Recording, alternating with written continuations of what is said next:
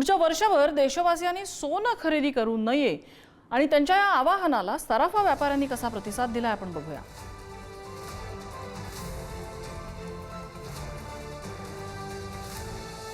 नरेंद्र मोदी यांनी काल आवाहन केले की सोनी खरेदी करू नका।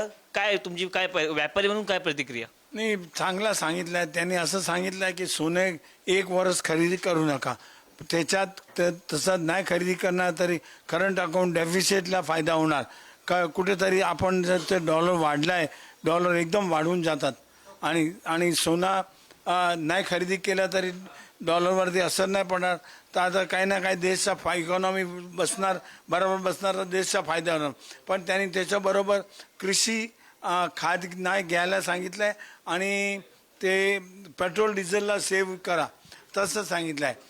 त्याच्याप्रमाणे काय असं आपल्याला हिंदुस्थानमध्ये नियम आहे, घरी सण आला काय घरी प्रोग्राम आला, लग्न आला तरी आपला बेटीला कमीत कमी स्त्री धनपुरता सोना द्यायलाच लागते।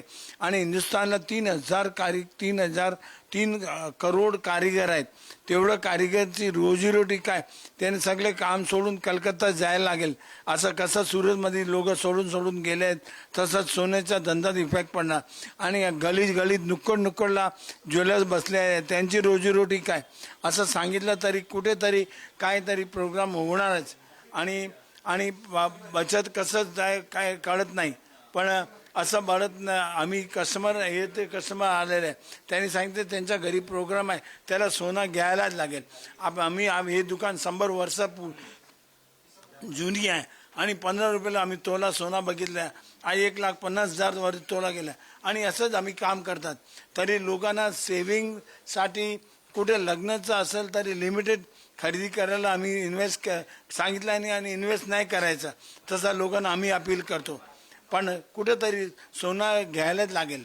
पण जे आवाहन असं मोदींनी केले त्यामध्ये असं पाहायला मिळते की खरेदी करू नका। जर लोकांनी जर सोने खरेदी केले नाही तर व्यापाऱ्यांना कुठेतरी त्रास याचा सहन करावा लागेल, कारण तोटामध्ये पण अनेक व्यापारी तोट्यामध्ये जाऊ शकतात। कारण काही लोकांची जे दुकान असतात ते भाड्यावर असतात, काही जे मजूर असतात ते बाहेर गावांना आले असतात।